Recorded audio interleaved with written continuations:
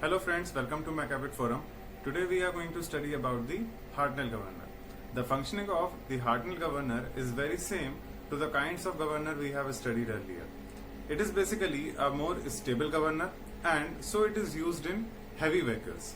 It generally makes use of a spring, so it has been categorized under the spring loaded governor sections of the governor. So let's see that how the Hartnell governor works, what are its components and how it can be used in the larger vehicles. So let's see the description. Here on the right hand side you can see a pictorial image of the Hartnell governor. क्योंकि ये governor थोड़ा सा complicated हो जाता है अपनी working को लेके, तो पहले इसको हम समझ लेते हैं कि इसके कौन कौन से कंपोनेंट्स हैं, कैसे ये फंक्शन करता है. तो here in the center we have the spindle which is connected to the engine. तो ये जो हमारा स्पिंडल है ये इंजन से हमारा कनेक्टेड होता है और इसके जस्ट ऊपर we are having a section of sleeve.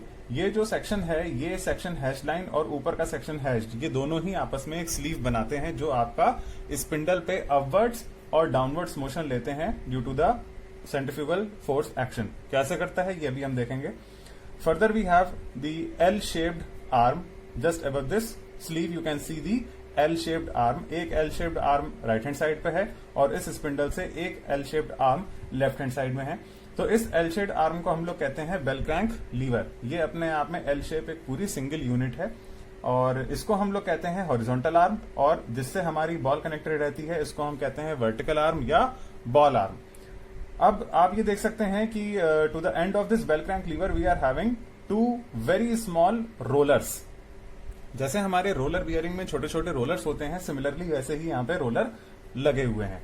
तो क्योंकि इस हॉरिजॉन्टल आर्म पे रोलर लगे हैं तो हम इसे कभी कभी रोलर आर्म भी कहते हैं, और क्योंकि हमारे इस एंड पे हमारे फ्लाई बॉल्स लगे हुए हैं तो हम इसको बॉल आर्म भी कहते हैं. Otherwise it is known as the bell crank liver.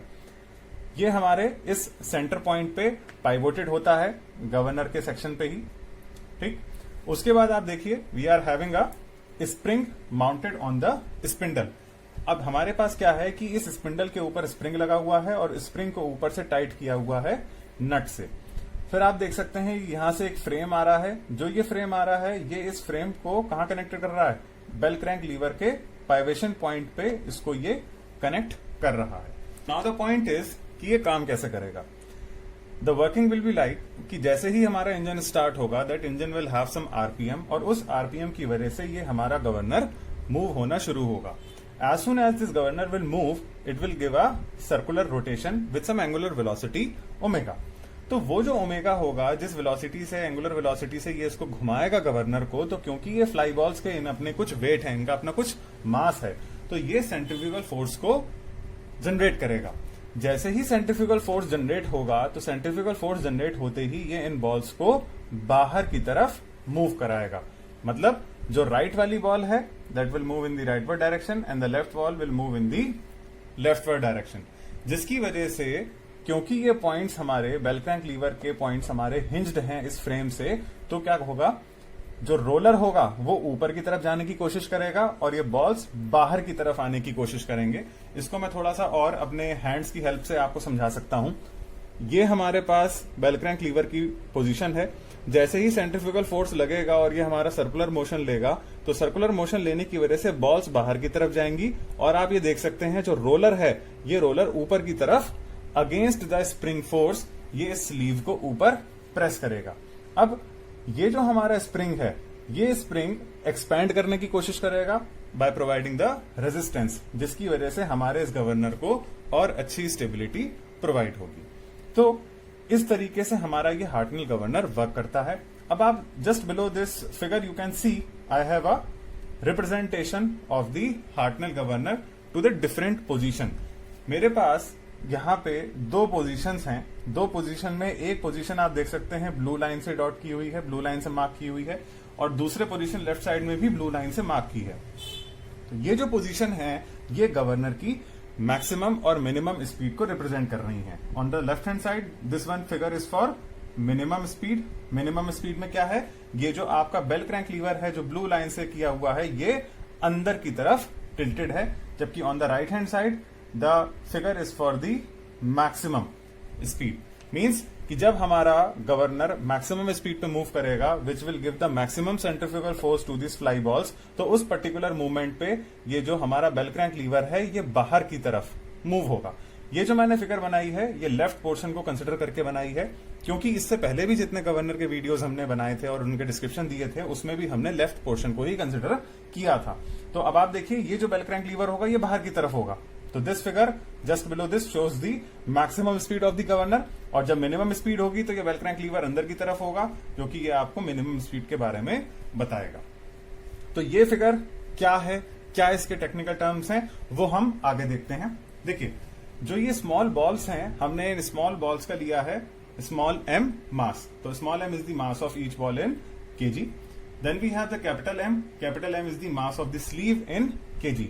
Mass of the sleeve कैसे, रोलर के ठीक ऊपर जो स्लीव का सेक्शन है, जो मैंने आपको बताया था ये एक सिंगल यूनिट की तरह मूव करेगा, तो यहां पे अगर हम कोई स्लीव का वेट लगाते हैं, कोई स्लीव लगाते हैं उसको और ज्यादा स्टेबिलिटी देने के लिए, तो वो हमारा स्लीव का वेट होगा स्पीड का स्लीव का मास होगा capital M.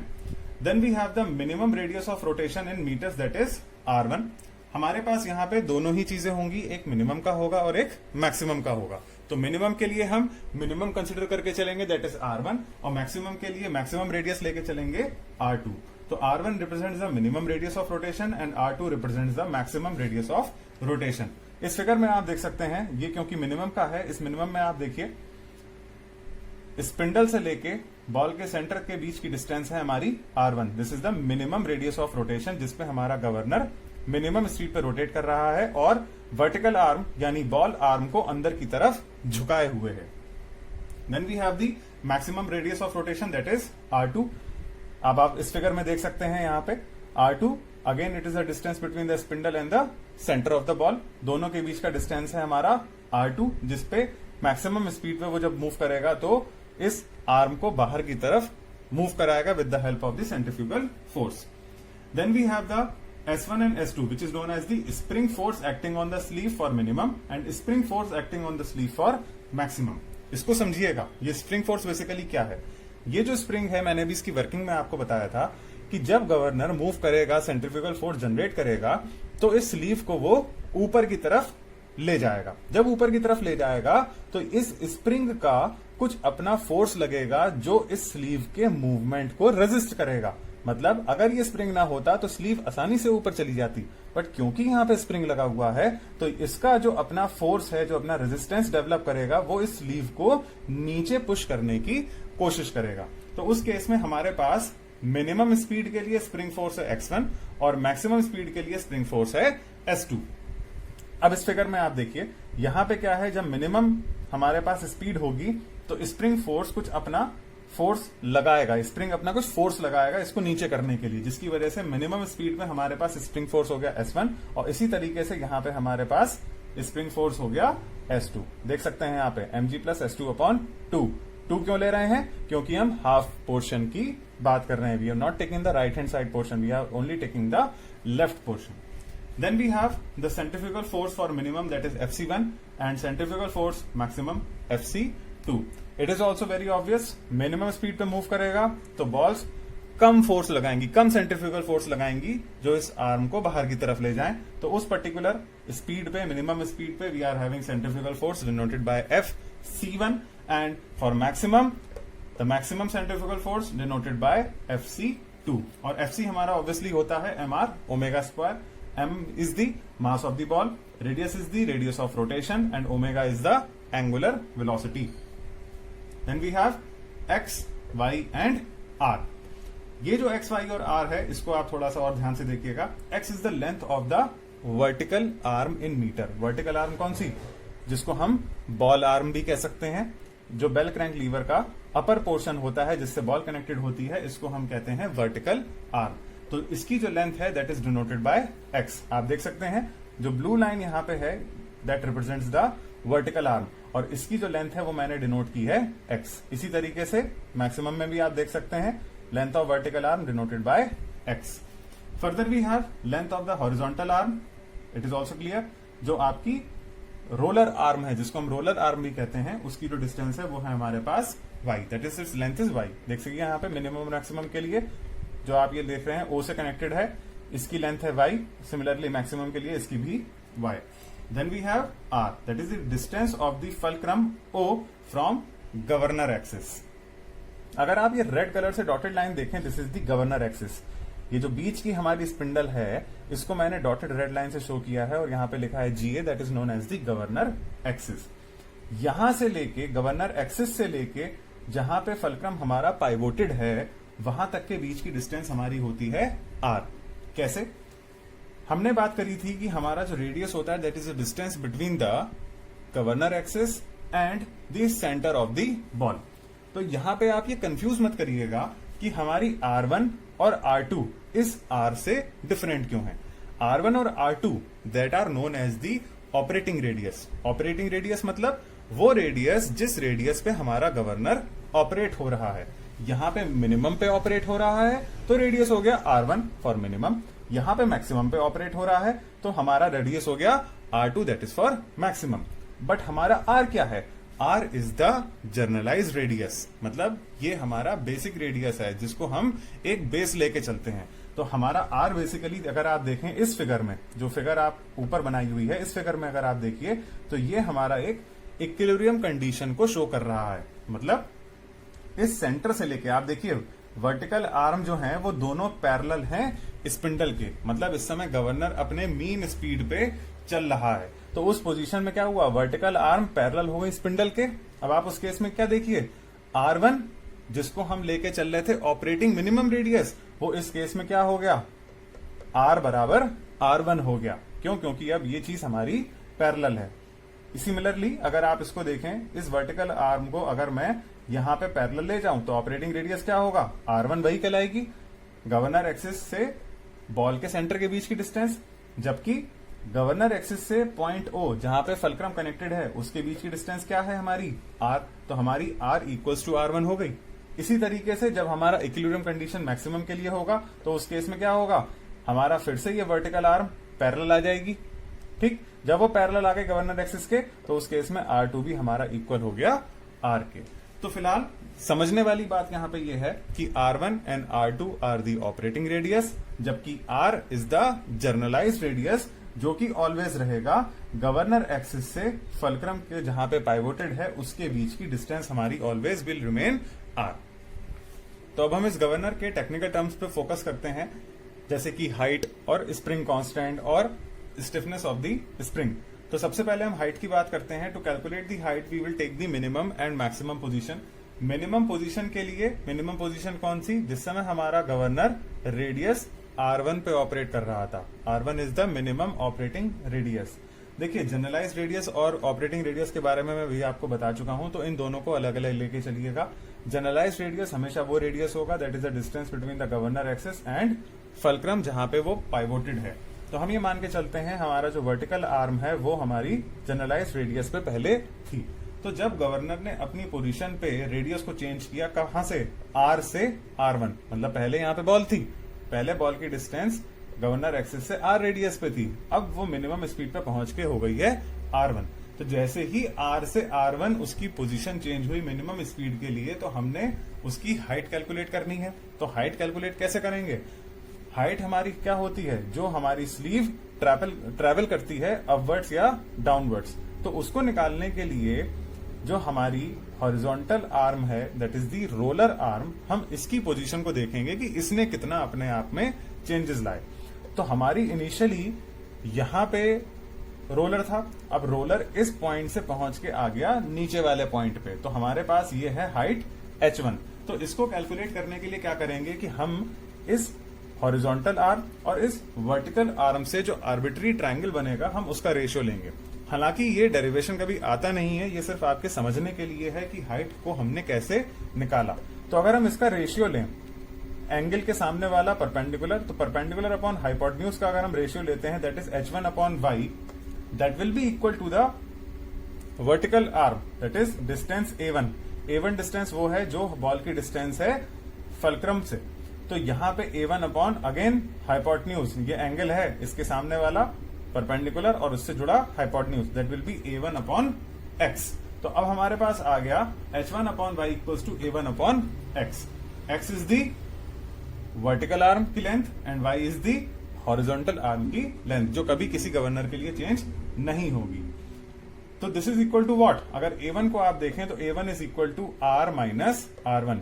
R is the generalised radius minus R1 is the operating radius. तो R माइनस R1 हमारी आ गई height of the governor for minimum position.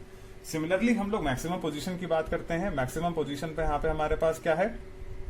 अब क्या हुआ, इस आर्बिट्री लाइन से, दैट इज इक्विलिब्रियम पोजीशन से, मीन पोजीशन से हमारी फिर से जो रोलर आर्म थी वो ऊपर की तरफ मूव कर गई जब हमारी स्पीड मैक्सिमम हुई, क्योंकि सेंट्रीफ्यूगल फोर्स भी बढ़ेगा।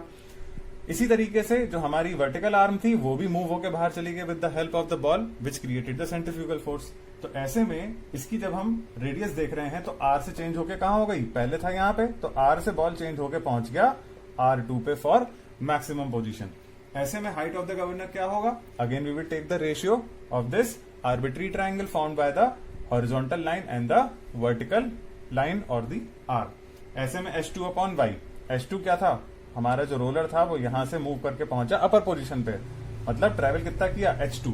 तो H2 upon this hypothetical horizontal arm that is Y। तो H2 upon Y will be equal to, again इस ट्राइंगल में आप देखिए A2 upon X, A2 upon X। A2 distance कौन सी है? जो फलक्रम से बॉल बाहर चली गई उसके बीच की डिस्टेंस। A2 को हम लोग क्या लिख सकते हैं? R2 minus R। R2 क्या था? R2 वो रेडियस था जो मैक्सिमम स्पीड पे बॉल से लेके गवर्नर एक्सिस के बीच का डिस्टेंस था, क्योंकि ऑब्वियसली जब मैक्सिमम स्पीड पे होगा तो सेंट्रीफ्यूगल फोर्स ज्यादा होगा, जिसकी वजह से बॉल भी बाहर की तरफ ज्यादा मूव करेगी, इसलिए R2 ऑपरेटिंग रेडियस R से ज्यादा है। तो this will be R2 minus R। ठीक, तो अब हमें यहाँ पे H1 और H2 के लिए इक्वेशंस मिल गई हैं। अब हम क्या करते हैं? दोनों को एड अप करते हैं। एड अप करने में H1 plus H2, H1 plus H2 upon Y denominator में कॉमन है। उसके बाद A1 अपॉन X और A2 अपॉन X को जोड़ना था, तो which was equal to R1 minus, sorry, which was equal to R minus R1 upon X and R2 minus R upon X। तो दोनों को हमने ऐड कर दिया, R से R कैंसिल हो गया। Here we are left with R2 minus R1 upon X। अब इस H1 प्लस H2 को हम लोग क्या लिख सकते हैं? H, that is a total height.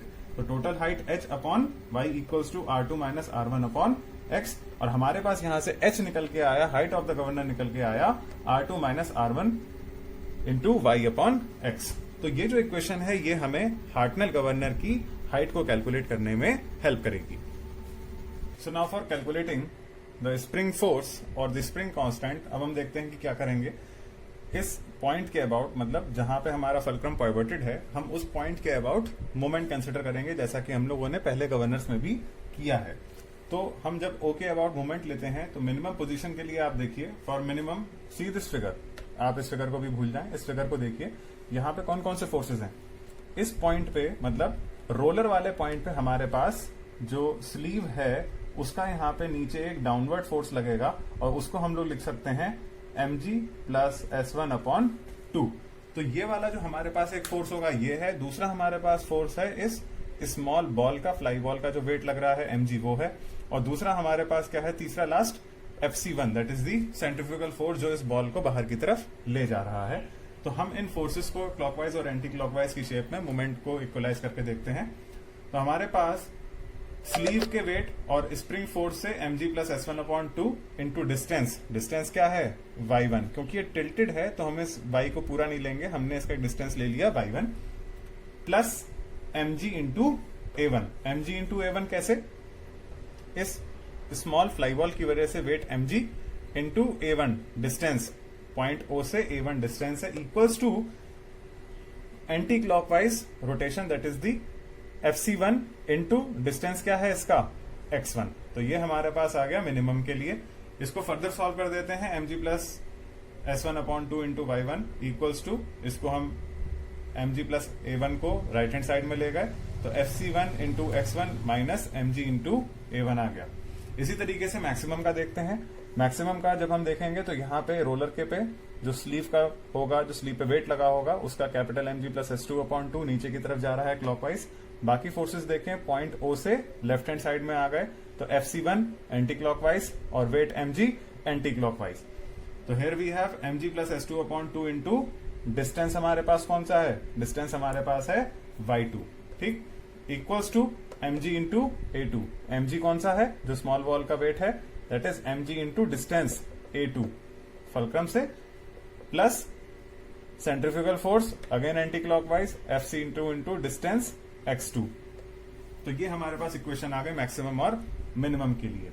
अब यहां पे हम क्या करते हैं, हम इस x2, x1, y1, y2 इन सभी को मान लेते हैं कि ये x और y के ही बराबर हैं। मतलब इनकी जो ओरिजिनल लेंथ है वर्टिकल आर्म और हॉरिजॉन्टल आर्म की, हम इसी के बराबर मान लेते हैं। और हम ये मान के चलते हैं obliquity of the arms. Obliquity माने बेसिकली क्या होता है कि कोई भी चीज हमारा जो मूवमेंट ले रही है किसी टिल्टेड पोजीशन पे है, हम उसको नेग्लेक्ट कर देते हैं। क्यों नेग्लेक्ट कर रहे हैं यहाँ पे, ये समझने वाली बात है। इसके पीछे जो रीजन है वो ये है कि हम कभी भी चलते हुए गवर्नर में एक्चुअल रेडियस को कैलकुलेट नहीं कर सकते, वो बहुत डिफिकल्ट होता है। तो इसलिए हम ये यहाँ पे उसको नेग्लेक्ट करते हैं और मानते हैं कि x1, x2 बराबर x है और y1, y2 बराबर हमारा यहाँ पे y है। और दूसरी चीज हमारे पास यहाँ पे आ गई, मोमेंट हमारा जीरो। मोमेंट हमारा जीरो क्यों, मोमेंट हमारा जीरो इसलिए कि जिस समय हमारा x1, x2 बराबर x होगा और y1, y2 बराबर y होगा। आप यहाँ पे एक ही चीज समझ के चलिए, जब हमारा y1 बराबर y होगा तो ये चीज टिल्टेड ना होके पैरेलल हो जाएगी। सिमिलरली जब x1 बराबर x होगा तो ये भी टिल्टेड ना होके वर्टिकल पैरेलल हो जाएगी। तो ऐसे केस में क्या होगा, जो ये वेट mg है ये पॉइंट O के अलाइंड में आ जाएगा, तो इसका कोई मूवमेंट ही नहीं लगेगा। तो ऐसे केस में हमारे पास क्या हो गया, मूवमेंट भी हमारा जीरो हो गया। तो अब हमारे पास मिनिमम और मैक्सिमम की इक्वेशन क्या बनी, mg plus S1/2 into y। मतलब हमने y1 को ले लिया y और FC1 इंटू x1 की जगह आ गया x। अब ये जो mg इंटू A1 था ये जीरो क्यों हो गया, ये इसलिए जीरो हो गया क्योंकि अब mg इंटू A1 का कोई मूवमेंट ही नहीं बनेगा। मूवमेंट बनेगा ही नहीं क्योंकि ये बॉल हमारी इस फलक्रम के अलाइन में आ गई है। इसी तरीके से मैक्सिमम के लिए हमारे पास क्या आ गया, mg plus S2/2 into y2 की जगह y, फिर ये हमारा जीरो हो गया और FC2 इंटू x2 की जगह आ गया हमारा x। तो इसको सॉल्व करके हमने mg प्लस S1 और mg प्लस S2 की इक्वेशन निकाल ली। फर्दर हम क्या करेंगे, दोनों को सब्सट्रैक्ट करेंगे और हमें S2 और S1 की वैल्यू मिल जाएंगी जो कि हमें जरूरत है। तो देखते हैं कैसे। सब्ट्रैक्ट करने के बाद हमारे पास इक्वेशन आती है mg plus S2 left hand side की minus mg plus S1 equals to 2FC2 x upon y minus 2FC1 x upon y। mg से mg आपका कैंसिल आउट हो जाएगा and we will left with S2 minus S1 equals to 2x upon y FC2 minus FC1। तो ये equation जो हमारे पास आई, इस equation से हम लोग जो स्प्रिंग फोर्सेस हैं उनको कैलकुलेट कर सकते हैं कि हमारे उस गवर्नर के ऊपर स्प्रिंग फोर्स कितना एक्ट कर रहा है। और अगर हम बात करें इस FC2 माइनस FC1 की, तो वो हम कैलकुलेट कर सकते हैं with the formula mr omega square. हमें गवर्नर की मिनिमम स्पीड पता होगी कि वो किस पे रोटेट कर रहा है एंड सिमिलरली हमें पता होगी कि वो मैक्सिमम स्पीड पे कैसे रोटेट कर रहा है। तो ऐसे दोनों ही केसेस में हमारे पास n1 और n2 दिए हुए होंगे। इनकी मदद से हम लोग mr omega is 2 pi n upon 60। तो हम पहले ω1 निकाल सकते हैं by putting the minimum speed 2 pi n1 upon 60। फिर हम ω2 निकाल सकते हैं that is 2 pi n2 upon 60। तो दोनों से हमें मिल जाएगा ω1 ω2। इसको हम इस फॉर्मूले में पेश करेंगे।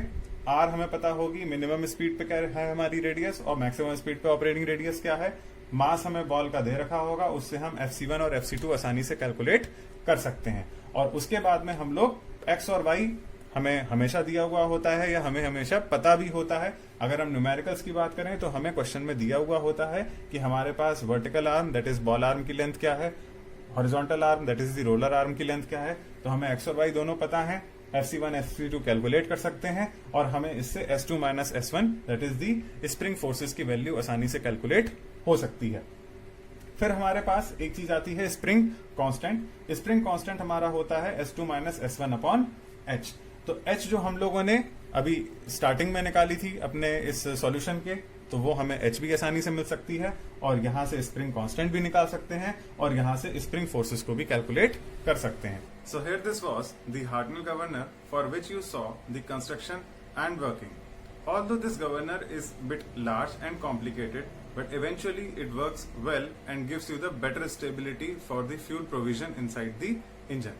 So if you like the video, please press the like button and subscribe the channel for more similar technical updates. And if you have any query, please do post in the comments box section. Till then, take care. Bye bye.